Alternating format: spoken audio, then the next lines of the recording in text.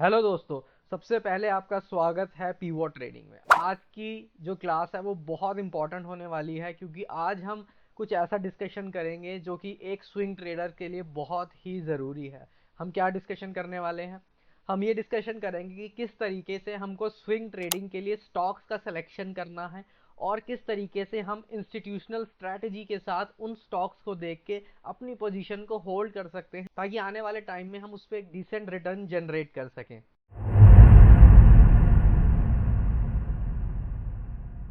तो सबसे पहले हम कुछ स्टॉक्स ऐसे देखेंगे जो कि ऑलरेडी मोमेंटम पहले बना चुके हैं, और उसके बाद हम कुछ ऐसे स्टॉक्स देखने की कोशिश करेंगे जो कि आने वाले टाइम में मोमेंटम जनरेट करके दे सकते हैं। उसका रीज़न ये है क्योंकि जो पहले जनरेट कर चुके हैं मोमेंटम, अपने टारगेट पे आ चुके हैं, उनसे हम स्टडी करने की कोशिश करेंगे किस तरीके से हमको उन स्टॉक्स को देखना चाहिए और आने वाले फ्यूचर में हम देखेंगे। और जो स्टॉक अभी मोमेंटम आगे बना सकते हैं उसको हम इसलिए स्टडी करेंगे ताकि हमें पता चले, तो करंट सिचुएशन में जब वो स्टॉक होगा उस सिचुएशन में हम उस पोजीशन को होल्ड करके एक डिसेंट रिटर्न को हम देख सकते हैं। तो चलिए देखते हैं उन स्टॉक्स के बारे में। तो आज के इस वीडियो में जो सबसे पहला हमने स्टॉक सेलेक्ट किया है वो है पोकर्ना। अगर हम टाइम फ्रेम की बात करें तो यहाँ पर हम दो टाइम फ्रेम सेलेक्ट करेंगे अगर हम स्विंग ट्रेडिंग के लिए जाना चाहते हैं। एक टाइम फ्रेम जो होगा वो है वीकली, या फिर हम टाइम फ्रेम सेलेक्ट कर सकते हैं मंथली का।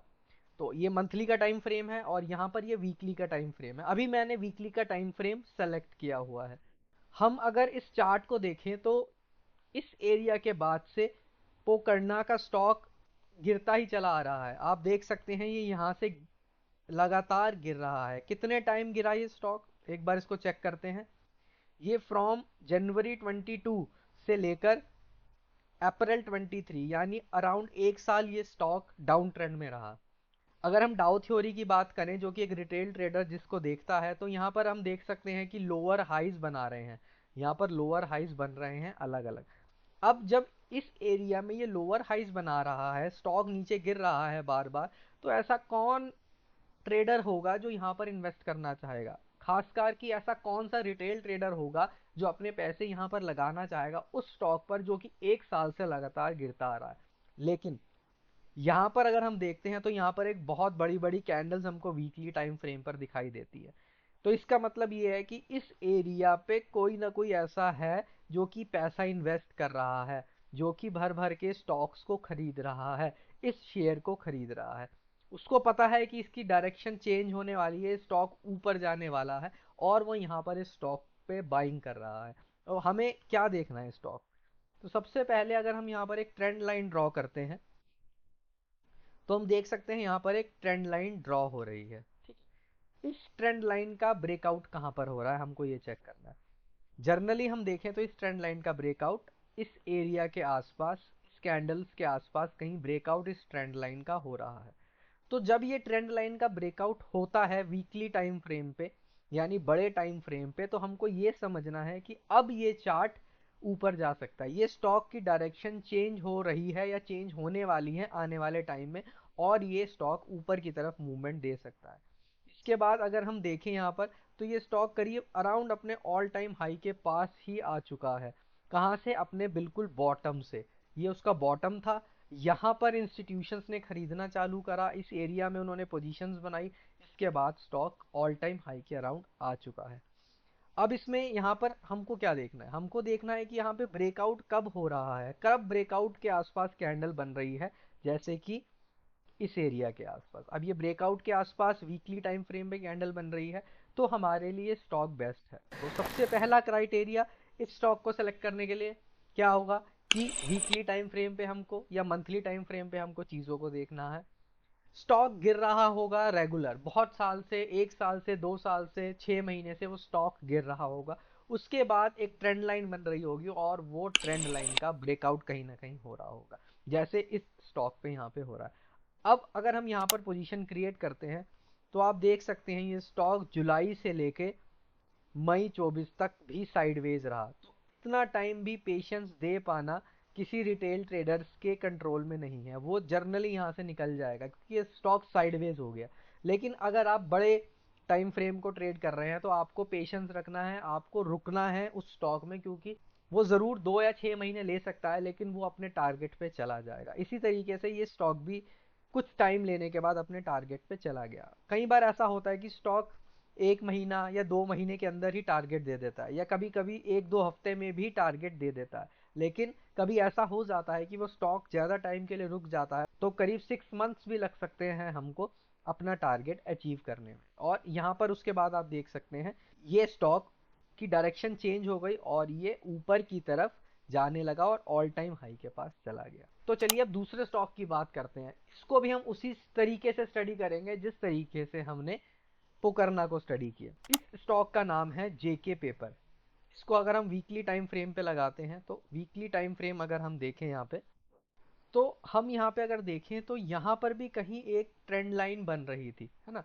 ये देखते हैं कब से, दिसंबर 22 के बाद से स्टॉक गिर रहा है, या हम बोले कि अगस्त 22 से स्टॉक गिरता आ रहा है और बिल्कुल बॉटम पे आ गया है ना, बिल्कुल बॉटम पे आ गया। तो यहाँ पर भी अगर हम एक ट्रेंड लाइन ड्रॉ करते हैं तो आप देख सकते हैं कि ये ट्रेंड लाइन का ब्रेकआउट कहीं ना कहीं यहाँ पर हो रहा है, मतलब इसकी अभी डायरेक्शन चेंज हो रही है और अब ये ऑल टाइम हाई की तरफ जा सकता है। और अगर इस स्टॉक को आप देखें तो इसने ऑल टाइम हाई को भी ब्रेक करके एक बहुत अच्छा मोमेंटम दिया। कभी अपनी नेक्स्ट वीडियो में हम इस पे भी डिस्कशन करेंगे कि ऑल टाइम हाई के बाद किस तरीके से स्टॉक्स को हम देख सकते हैं। लेकिन अभी हम ऑल टाइम हाई को ही अपना टारगेट अगर लेके चलते हैं, तो यहाँ पे हम देख सकते हैं स्टॉक ऑल टाइम हाई के पास कहीं ना कहीं चला गया डायरेक्शन चेंज होने के बाद। लेकिन इसने भी देखिए कितना टाइम लिया, यहाँ पर ये स्टॉक ऊपर गया, उसके बाद फिर नीचे की तरफ आ गया। और मैक्सिमम रिटेल ट्रेडर जो यहाँ पर बैठे हुए थे, जो एंट्री बनाकर बैठे थे इस ब्रेकआउट पे, क्योंकि रिटेल ट्रेडर भी तो यहाँ पर एंट्री बनाएगा, वो क्या करेगा, वो निकल जाएगा, क्योंकि उसका एसएल इस एरिया पे हिट हो चुका है। उसका एसएल यहाँ पे हिट हो चुका है, क्योंकि यहाँ पर देखिए स्टॉक नीचे आया। लेकिन एक इंस्टीट्यूशन क्या करना चाहता है, वो चाहता है कि रिटेल ट्रेडर का यहाँ पर एसएल हिट हो, ताकि वो भर भर के अच्छी क्वांटिटी सस्ते में खरीद सके। और यहाँ से देखिए फिर उसने वही सस्ते में खरीदना चालू किया और प्राइस ऊपर की तरफ चला गया और ऑल टाइम हाई को इसने ब्रेक कर दिया। अब हम इंस्टीट्यूशन की तरह सोच रहे हैं, तो हमें पता है कि किस तरीके से हमें उस ट्रेड पे बैठना है। अपना स्टॉप लॉस जरूर मेंटेन करें किसी भी ट्रेड पे। वो स्टॉप लॉस आपके रिस्क के ऊपर हो सकता है कि आप कितना रिस्क लेना चाहते हैं। तो बिना स्टॉप लॉस करे कभी भी ट्रेड मत करें, क्योंकि कभी ये सिचुएशन आपके एंड पे नहीं चलती है तो आप एटलीस्ट एक मिनिमम लॉस लेके निकल सकें उस ट्रेड से। चलिए ये तो हो गई बात उन स्टॉक्स के बारे में जो कि ऑलरेडी मोमेंटम बना चुके हैं। तो अब एक ऐसा स्टॉक देखते हैं जो कि आने वाले टाइम में मोमेंटम जनरेट करके हमको दे सकता है। उस स्टॉक का नाम है बालाजी अमाइंस। बालाजी अमाइंस को भी हम वीकली टाइम फ्रेम पे स्टडी करेंगे, सेम कॉन्सेप्ट हम लगाएंगे। हम यहाँ पर देखेंगे कि क्या ये स्टॉक गिर रहा है, कुछ टाइम से गिर रहा है। हाँ गिर रहा है, कितने टाइम से, अक्टूबर 21 से लेके अभी तक ये गिरता ही आ रहा है, अप्रैल 23 तक, और अब भी ये साइडवेज मूवमेंट पे है। तो अगर हम यहाँ पर ट्रेंड लाइन ड्रॉ करते हैं, जब से ये गिरना स्टार्ट हुआ स्टॉक, जब से इसका डाउन ट्रेंड स्टार्ट हुआ, तो अगर हम यहाँ पर ट्रेंड लाइन ड्रॉ करें तो यहाँ पर एक ब्रेकआउट इस स्टॉक ने वीकली टाइम फ्रेम पर दे चुका है आप, और देने के बाद उसके बाद फिर ये इस एरिया के आसपास बिहेव कर रहा है साइडवेज मूवमेंट का। इसका मतलब ये है कि इसकी डायरेक्शन चेंज हो चुकी है और अब उम्मीद है कि ये यहाँ से ऊपर की तरफ जा सकता है। लेकिन स्टॉप लॉस हमें मेंटेन करके रखना है अगर हम किसी भी ट्रेड को इनिशिएट करते हैं। मैं कोई भी ट्रेड लेने के लिए आपको सलाह नहीं दूंगा। मेरी तरफ से जो भी स्टॉक्स आपको बताए जा रहे हैं वो सिर्फ एजुकेशनल पर्पस के लिए, ताकि आप चीज़ों को समझ सकें, किस तरीके से स्टॉक सिलेक्शन करना है वो देख सकें, और आने वाले टाइम में खुद अपना स्टॉक सेलेक्ट कर सकें।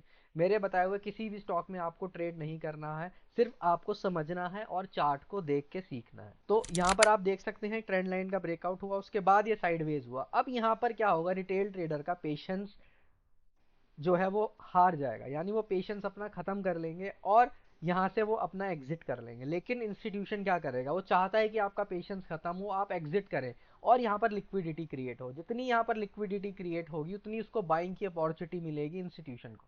तो यहाँ पर वो क्या करेगा, फिर वो क्वांटिटीज खरीदनी चालू करेगा, और एक टाइम ऐसा आएगा जब वो इस एरिया को, जो इसका हाई बन रहा है ये पॉइंट, इसको ब्रेकआउट दे देगा। और जब यहाँ पर ब्रेकआउट होगा तो फिर यहाँ पर रिटेल ट्रेडर्स की एंट्री होनी स्टार्ट हो जाएगी। लेकिन ऑलरेडी हम यहाँ पर एंट्री पहले ही कर चुके हैं, रिटेल ट्रेडर का यहाँ पर एंट्री करेगा बाद में आके।